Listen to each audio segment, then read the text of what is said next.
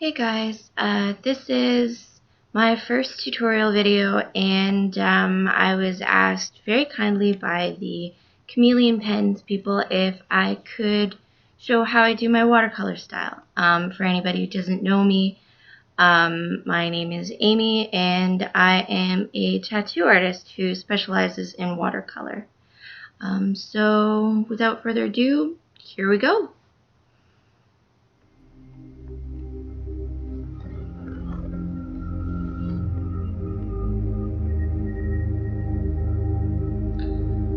Now what I really like to do is start with my center and work my way out. And as you see, I always pre-draw something that's kind of a focal point.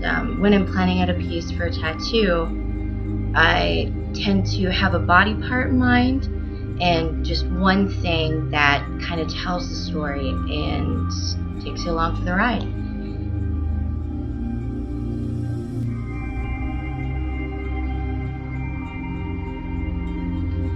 Now for anyone who hasn't used a Chameleon pen before, they're not familiar with the medium, there's three parts to the pen. There's the mixing chamber, and there's the brush tip, and there's the bullet tip. And you just choose which tip you feel is appropriate for the task.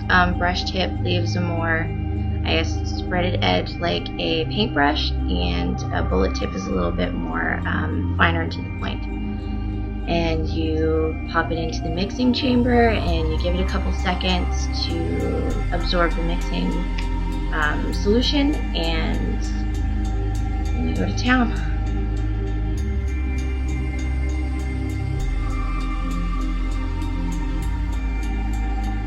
You also need to remember to use gravity, let gravity be your friend. You keep the mixing chamber at the top.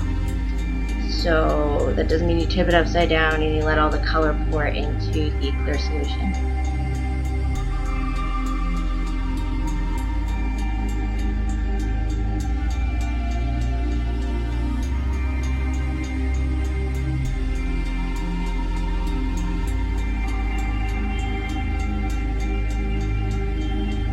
You will also notice here, as I start working on the petals, I always go from where I am intending to be my lightest point and working into my darkest point. So obviously with the flower, the deepest part would be the closest to the stem.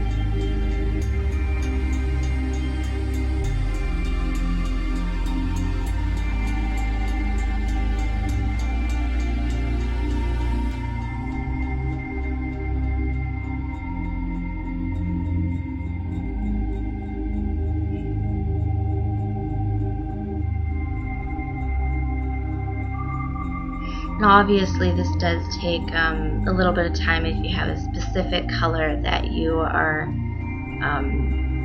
that you have as a goal in mind. For example, this I'm using the red, but I'm kind of wanting to go for that like pink tone, so I gotta pay attention to like how dark it goes on me, because if you go too dark, then obviously you have to start over. You gotta make the whole thing really dark.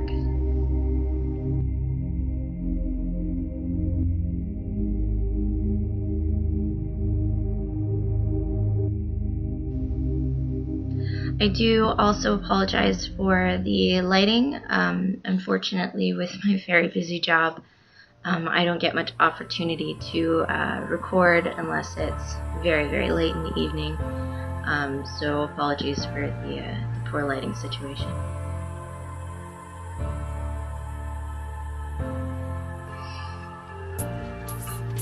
Another thing I should mention that I really enjoy about the Chameleon pens, because they're alcohol based, you can actually mix some of your mediums. For example, you can use Copic pens with the Chameleon pens, and it doesn't necessarily affect the image as bad as if you were to use, a non-alcohol based pen or marker. You can also mix mediums, but I suggest sticking with drawing based mediums for drawing style artwork. Personally, my favorite are the Chameleon Pens, Copic pens, and Prismacolor pencil crayons, at least for drawing mediums. I don't recommend using the Prismacolor pencils first. If you're going to use them at the very, very end, just because you don't want to wreck your markers. And a lot of people don't know that, but it will destroy your markers if you use the pencils first and then the markers last.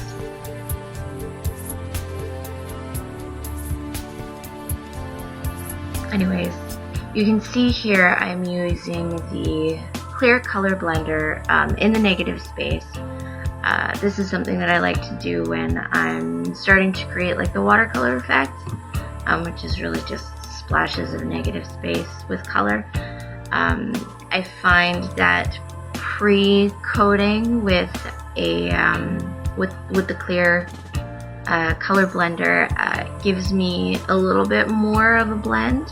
It extends the color just a little bit more, and it's really helpful for that purpose. And I always start really, really light. I pre-plan everything and go from my lightest to my darkest, and generally start from the spot that will be the furthest away to the closest, just so that it gives that little bit of dimension.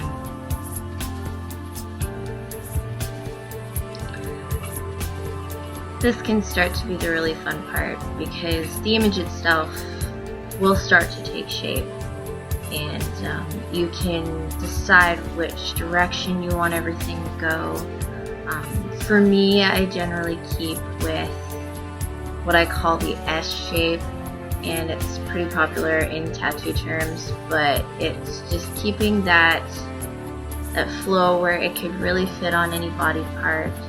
Personally, I enjoy like thighs and legs and ribs and, you know, really feminine body parts, just because it fits really nice on them and it complements that shape really, really well. But for when you're just laying it out even on paper, it's just a really fluid style, and it can take really any shape you want. You can have it so that it starts on one end and goes to the other. You can have it so that it's just bursting directly from the center. It's just deciding where you want to go with it and what you want to have as your end result. This is the really free part of it. There's no right or wrong way of doing it. You're just having fun creating that piece of artwork and using your imagination.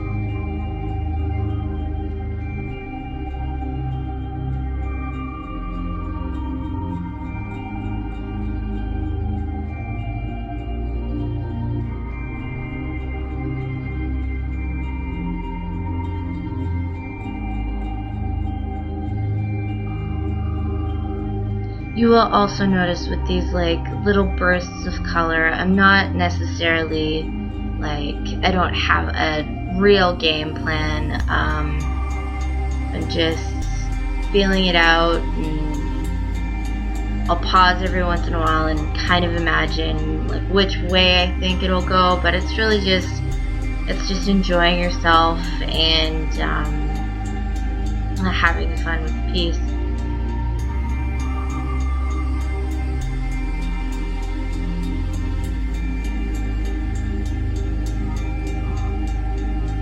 I know it can be a little bit frustrating when you're trying to get technical, but that's, I guess, part of the fun with, I guess, all art is you're just really expressing yourself, right? You're just enjoying what you're doing.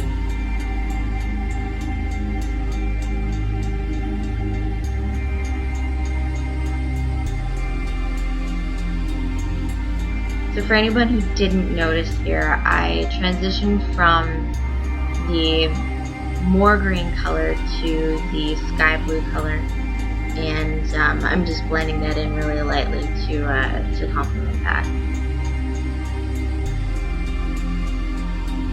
Generally, as far as color palettes go, I prefer to keep colors within their family, but technically the whole rainbow counts, right? Cool colors I generally keep with cool colors. Warm colors I keep with warm colors, unless I really, really want that sense of contrast. If I wanted to go really crazy with it, I could lay over some yellow over that flower and just make it really, really pop. But I was kind of following more the stargazer mindset, like I was going for the pink instead of just that really, really bold, like tiger lily orange or yellow.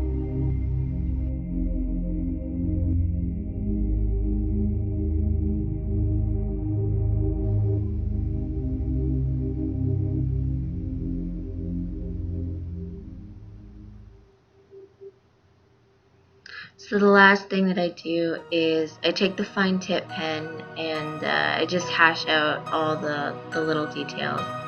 I personally, for my pieces, really enjoy adding a bit of black to it at the end, just because I feel like it gives that extra bit of contrast and really helps bring attention to the piece and really makes it pop. The watercolor looked fine, obviously, on its own as well, but it just adds that little bit of something extra.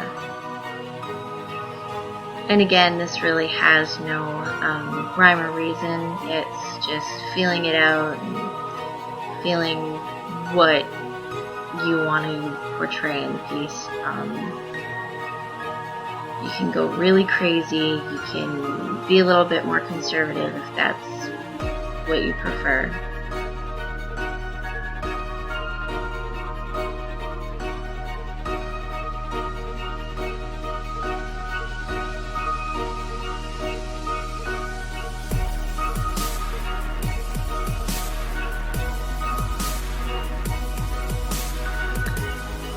This is definitely the longest part of the process. You want to make sure your lines are really tight and they're filled in properly and you don't have any negative space. So it's just about patience and making sure that it's the way that you like it when you're done. I also want to take this time to thank the guys at Chameleon Pens for reaching out to me and requesting that I do this tutorial video.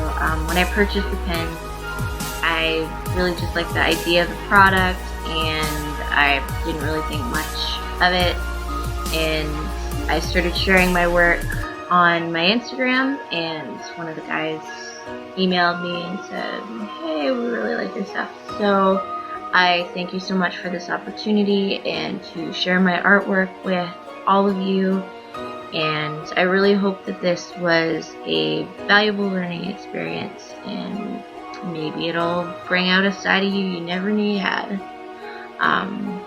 Again, thank you so much for taking the time out to watch this video and joining me on this wonderful art adventure we're all going on. As you can see, the piece is almost done and I'm going to leave it here, but happy drawing, everybody.